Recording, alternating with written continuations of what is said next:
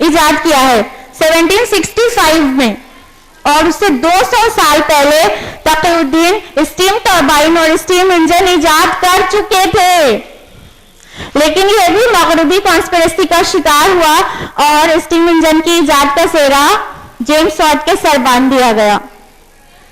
तकीउद्दीन ना सिर्फ steam engine के इजाद करने वाले हैं, बल्कि एस्ट्रोनॉमी फील्ड में उन्होंने बहुत सारे रिसर्चेस किए और उन्होंने भी एक ऑब्जर्वेटरी बनाई एल्डीन नाम से इस्तांबुल में, और उसमें एस्ट्रोनॉमी के कई एपरेटस उन्होंने इजाद किए, कई चीजें बनाई और कई रिसर्चेस वहां पर किए।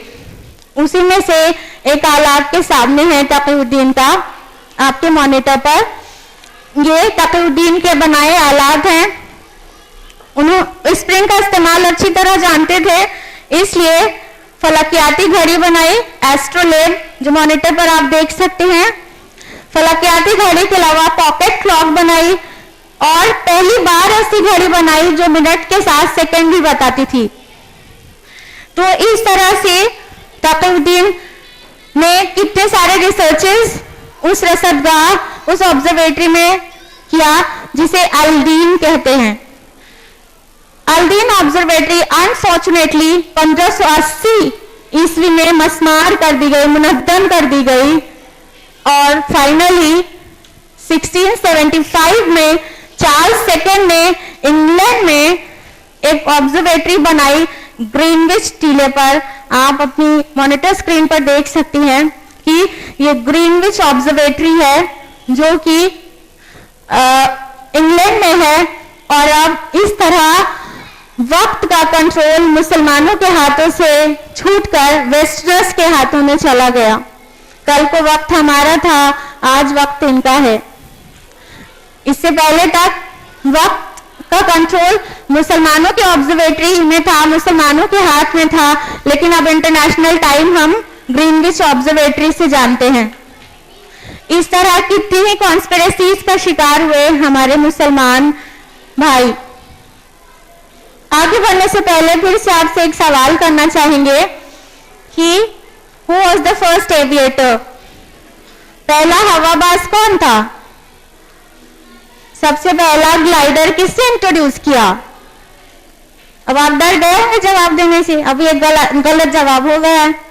डरने की जरूरत नहीं, जो आपने पढ़ा है वो आप बताएं। इनफैक्ट हमने भी वही पढ़ा है, इसलिए घबराने की कोई जरूरत नहीं। हम जानते हैं कि आप first aviator Leonardo da Vinci को जानती हैं, और लियोनार्डो दा विंची से बहुत पहले एविएशन की फील्ड में अब्बास इब्न फरनास ने अपना झंडा लहरा दिया था। आप अपने मॉनिटर पर देखिए, यह है अब्बास इब्न फरनास जो 810 ईस्वी में स्पेन में पैदा हुए, और अब्बास बिन फरनास ने परिंदों के पर और बांस की तीलियों से सबसे पहला ग्लाइडर बनाया, और 65 साल की उम्र में 875 ईस्वी में कुर्तबा शहर, स्पेन के कुर्तबा शहर में एक ऊंची पहाड़ी पर से छलांग लगा दी हजारों लोगों के सामने। 10 मिनट की कामयाब उड़ान के बाद गलती से, गलत लैंडिंग से वो जमीन पर गिर गए और जख्मी हो गए। याद रखिएगा, उड़ान कामयाब थी, फ्लाइट बिल्कुल कामयाब थी, लैंडिंग गलत थी। तो अब्बास बिन फरनास 600 साल पहले, लियोनार्डो दा विंची से 600 साल पहले ही पहला ग्लाइडर बना चुके थे। लेकिन इतने साल के बाद लियोनार्डो दा विंची को फर्स्ट एविएटर करार दिया गया, और फर्स्ट एरोप्लेन इंट्रोड्यूस करने वाले को नाम आप जानते ही हैं, राइट ब्रदर्स को बताया जाता है 1903 में बनाया था। तो इस तरह से जो कामयाबी का सेहरा अब्बास इब्न फरनास के सर बनना चाहिए था, वो बन गया लियोनार्डो दा विंची के सर। और तो और अब्बास बिन फरनास के नाम के साथ भी छेड़छाड़ की गई, फेयरनेस नाम से वेस्टर्न वर्ल्ड इनको जानती है। अब्बास बिन फरनास सिर्फ एक एविएटर ही नहीं थे, सिर्फ हवाबाज नहीं थे, बल्कि उन्होंने वो एक बहुत ग्रेट एस्ट्रोनॉमर भी थे। उन्होंने अपने घर के बेसमेंट में कायनात का एक नमूना बनाया, अगर आप देख रही हो मॉनिटर पर, जिसमें सितारों और सैयारों को गर्दिश करता हुआ दिखाया गया था और मशीनों की मदद से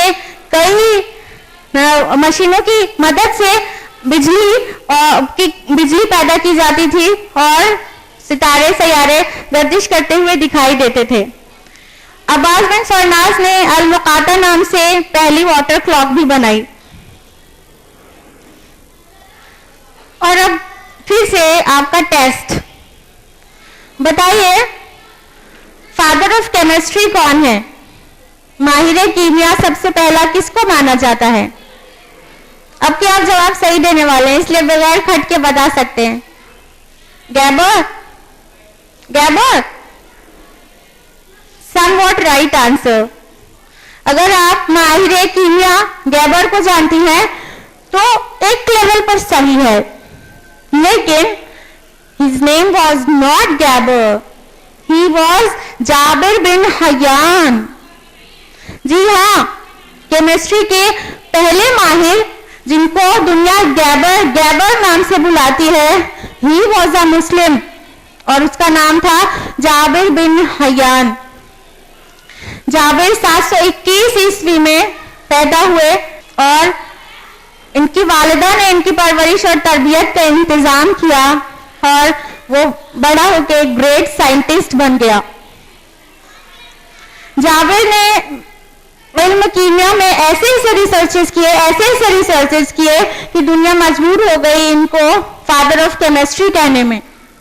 जाबिर ने ही पहली बार बताया कि अशिया की कैरेक्टरिस्टिक्स उसमें पाए जाने वाले एलिमेंट्स के प्रोपोर्शन पे डिपेंड करती है। यही इनका प्रिंसिपल आगे चलकर लॉ ऑफ प्रोपोर्शन नाम से फेमस हुआ। जाबिर ने ही पहली बार कई एलिमेंट से एसिड्स बनाए, कई एसिड्स जैसे गंधक का तेजाब यानी सल्फ्यूरिक एसिड, नमक का तेजाब यानी हाइड्रोक्लोरिक एसिड और शोरे का तेजाब यानी नाइट्रिक एसिड। इन एसिड के मजमूए से जाबिर ने एक्वा भी बनाया, जो कि सोना और प्लैटिनम जैसी मेटल्स को भी मेल्ट कर लेने के लिए काफी हो गया। जाबिर के रिसर्चेस की बुनियाद पर आज सिंथेटिक वर्ल्ड कायम है। जो रिसर्चेस जाबिर ने किए उसके बाद ही प्लास्टिक और सिंथेटिक चीजों को बनाना आसान हो गया। जाबिर बिन हयान ने अपनी किताब में चमड़ा रंगने, मेटल्स को प्योरीफाई करने और खिजाब बनाने और कई चीजों को बनाने का तरीका लिख छोड़ा है। आप देख सकते हैं कि इस तरह से मेटल्स को प्योरीफाई किया जाता था जाबिर के टाइम में। यह है जाबिर और इनका नाम आप देख सकती हैं, लिखा गया है गैबर, जो कि यकीनन वेस्ट की एक चाल थी। ये मेटल्स को प्योरीफाई करने और केमिस्ट्री के कई और एक्सपेरिमेंट्स को करने के लिए इनकी लेबोरेटरी है। तो इस तरह जाबिर बिन हयान की सर्विसेज को गैबर की सर्विसेज करार दे दिया गया। अब बात करते हैं मेडिसिन की। और अगर हम आपसे फादर ऑफ मेडिसिन के बारे में पूछें तो शायद आप बताएंगी एविसेना। अब की बार फिर आप एक लेवल पर सही हैं अगर आप एविसेना बताएं, लेकिन एविसेना का नाम एविसेना नहीं था, अली इब्न सीना था। अली इब्न सीना, जिसके नाम को वेस्टर्न टच देने के बाद एविसेना कर दिया गया है। देखिए आपके सामने है एविसेना। ये 980 ईस्वी में पैदा हुए 10th सेंचुरी में, और इन्होंने मेडिसिन की फील्ड में अपनी बहुत सर्विसेज दी, जिससे सारी दुनिया फैजियाब होती रही। अल-कानून फी तिब इनकी बहुत खास तसनीफ है, बहुत इंपॉर्टेंट बुक है अल-कानून फी तिब, जिससे वेस्टर्न वर्ल्ड 500-600 साल तक फायदा उठाता रहा। 14th सेंचुरी में इनकी अल-कानून का ट्रांसलेशन हुआ, लातीनी तर्जुमा यानी लैटिन ट्रांसलेशन, और ये अल कानून पूरी दुनिया में अलग अलग तर्जुमे के साथ पहुंच गई, यहाँ तक कि एनसाइक्लोपीडिया ऑफ मेडिसिन की हैसियत हासिल थी इनकी इस किताब को।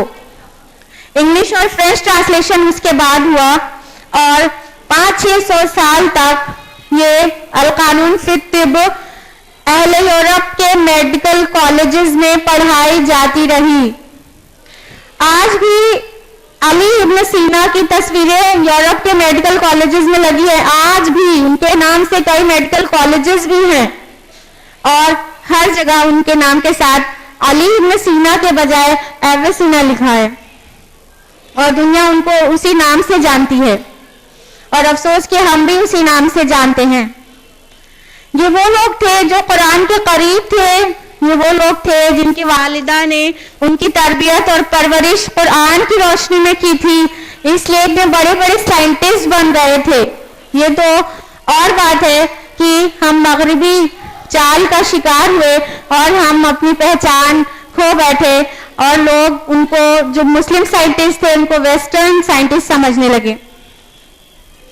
मेडिसिन के फील्ड में ही मोहम्मद बिन जकरिया राजी का भी नाम पेश है। इनके नाम को वेस्टर्नाइज करके रेजेस कर दिया गया। 9th सेंचुरी के ये एक्सपर्ट है। राजी ने पहली बार मीजल्स और स्मॉल पॉक्स में डिफरेंस बताया और एक किताब अल-हावी मुरत्तब की, जो कि मेडिकल वर्ल्ड के लिए तोहफा अजीम बन गई। 12 वॉल्यूम्स में इनकी किताब है। जेज केलॉग कहते हैं कि हम अल-हावी में राजी ने जो चेचक और खसरा की डिटेल्स लिखी है, उसके इलाज पर आज भी हमें चेंजेस करना मुश्किल है। तो कुरान और इस्लाम ने कितने बड़े बड़े साइंटिस्ट और मेडिसिन के एक्सपर्ट्स हमें दिए। उन सभी की किताबों का, अरबी की किताबों का लातीनी तर्जुमा और डिफरेंट इंग्लिश और फ्रेंच और दुनिया की कई जबानों में ट्रांसलेशन होता रहा। ना सिर्फ मेडिसिन की फील्ड में बल्कि सर्जरी के फील्ड में भी मुसलमान सबके इमाम थे। आप अपने स्क्रीन पर जो तस्वीर देख रही हैं, यह है अबुल कासिम अल ज़हरावी की तस्वीर, जो वेस्टर्नर्स ने उनका नाम कर दिया अल बुकैसिस। आप देख सकती हैं अबुल कासिम अल ज़हरावी एक्चुअली हो गए अल बुकैसिस और अल बुकैसिस नाम से ही दुनिया इन्हें जानने लगी। ये फादर ऑफ सर्जरी हैं, सारे सर्जन्स के फोरमोस्ट फादर। 9th सेंचुरी में इतनी कमाल की इनकी सर्जरी थी कि दुनिया इन्हें फादर ऑफ सर्जरी कहने लगी। और इन्होंने अपनी किताबुत तसरीफ में, जो कि 30 जिल्दों में है, 30 वॉल्यूम्स में किताबुत तसरीफ लिखी अल-ज़हरावी ने, जो कि 900 साल तक यूरोप के मेडिकल कॉलेजेस में पढ़ाई जाती रही। इमेजिन 900 साल तक उनके पास कोई इतना ग्रेट सर्जन नहीं था। अबुल कासिम अल ज़हरावी के जैसा सर्जन पूरे यूरोप में कोई नहीं था और अबुल कासिम की किताब से वो 900 साल तक फायदा उठाते रहे।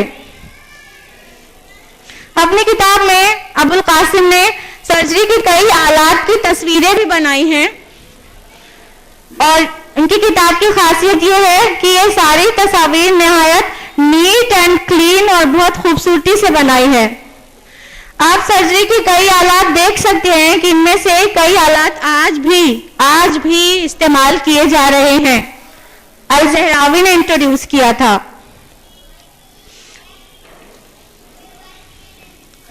और सर्जरी के कई एक्सपर्ट्स जो कि वेस्टर्नर्स समझे जाते हैं, फर्स्ट एक्सपर्ट्स, वो अल-ज़हरावी की किताबुत तसरीफ में पहले से मौजूद था।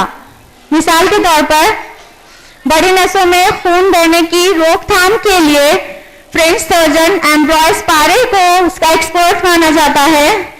ज़हरावी की किताब में पहले ही मौजूद था। डिलीवरी के लिए एक्सपर्ट वॉल्चर को माना जाता है।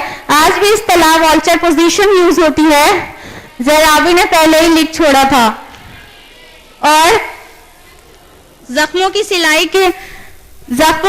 के सिलसिले में फ्राइड्रिश ट्रेंडनबर्ग को फर्स्ट एक्सपर्ट माना जाता है। किताबु तसरीफ में पहले ही मौजूद था वो सारी डिटेल्स जो बाद के वेस्टर्न साइंटिस्ट ने दी। तो इस तरह से हमारे आबा व अजदाद, उनकी तमाम तर कोशिशें वेस्टर्न कॉन्स्पिरेसी का शिकार हुई। अब हम आपसे फिर एक सवाल करने वाले हैं कि ब्लड सर्कुलेशन किसने इंट्रोड्यूस किया था, बताइए। अच्छा, अब मैं आपसे ये कहें कि आपने क्या पढ़ा है तो शायद आप आसानी से बता सकें। आपने क्या पढ़ा है? सर्कुलेटरी फिजियोलॉजी के फादर कौन है? William Harvey. विलियम हार्वे पढ़ा है ना? अगर आपने ऐसा पढ़ा है तो आप कर क्या सकती हैं, सारी दुनिया वाले यही जानते हैं कि विलियम हार्वे सबकी किताबों में पढ़ाया गया, लेकिन एक्चुअली इब्न नफीस नाम के साइंटिस्ट 13th सेंचुरी में पहले ही ब्लड सर्कुलेटरी फिजियोलॉजी इंट्रोड्यूस कर चुके थे। इनके 400 साल के बाद विलियम हार्वे ने ब्लड सर्कुलेटरी फिजियोलॉजी इंट्रोड्यूस करने का सेहरा अपने सर बांध लिया। इब्न नफीस वो पर्सन थे जिन्होंने जालिनूसी निजाम की तरदीद की। जालिनूस यानी गैलन के इस ख्याल को बिल्कुल रद्द कर दिया कि ब्लड हार्ट के एक हिस्से से दूसरे हिस्से में जाने के लिए बीच में एक सुराख होता है। इब्न नफीस ने दुनिया को पहली बार बताया कि दाहिनी जानिब से बाईं जानिब दिल के हिस्से में खून जाने के लिए लंग्स के अलावा, फेफड़ों के अलावा कोई और रास्ता हो ही नहीं सकता है। मॉडर्न टर्मिनोलॉजी में इसको पल्मोनरी ट्रांजिट कहते हैं। इब्न नफीस ने तभी बता दिया था और ब्लड सर्कुलेशन को की तफसील से जानकारी दी। और फिर ये भी उसी कॉन्स्पिरेसी का शिकार हुए और विलियम हार्वे हम जानते हैं कि उन्होंने ब्लड सर्कुलेशन इंट्रोड्यूस किया था। उसके अलावा in the field of optics Muslims were the leaders. इल्म बसारत के बानी जो हैं वो हैं इब्नुल हैसम, जिनके नाम को अल-हैज़न कर दिया गया। इब्नुल हैसम की तस्वीर आप अपने मॉनिटर पर देख सकती हैं। ये इल्म बसारत के बानी हैं और उन्होंने फिजिक्स के कई एक्सपेरिमेंट्स किए और ऑप्टिक्स के कई एक्सपेरिमेंट्स किए। लॉ ऑफ रिफ्लेक्शन और law of refraction Ibnul Haisam की देन है। इन्होंने दुनिया को पहली बार ये साबित किया कि रोशनी आंखों से नहीं निकलती, जैसे कि पहले माना जाता था कि आंखों से रोशनी निकलती है तो हम किसी चीज को देखने पे कादिर होते हैं। इब्नुल हैसम ने पहली बार ये बात साबित किया अपने रिसर्चेस से, अपने प्रूफ्स के साथ कि रोशनी आंखों से नहीं निकलती बल्कि बाहर से रोशनी आंखों में दाखिल होती है और जिससे आंखों में उसकी इमेज बनती है और हम किसी चीज को देखने पर कादिर होते हैं। तो ये इब्नुल हैसम पहली बार दुनिया को ऑप्टिक्स की इतनी डिटेल्स दी। आप देख सकती हैं उनकी किताब जो कि अरबी जुबान में है और उसमें आपकी खूबसूरत तस्वीर भी है। ये मॉडर्न डे पिक्चर है आई की। आप इस डायग्राम और प्रीवियस डायग्राम जो इब्नुल हैसम ने बनाया था उसको कंपेयर करिए, किस कदर मुमासिलत है दोनों में। इतने पहले मुसलमान इन सारी चीजों को दिखा चुके थे, बता चुके थे, जिसके साल के बाद वेस्टर्नर्स को उसकी खबर लगी है। ये वो दौर था जब इब्नुल हैसम को गैलीलियो के साथ रखकर फख्र महसूस किया जा सकता था। इस तस्वीर में आप देखिए कि ये इब्नुल हैसम गैलीलियो के साथ हैं।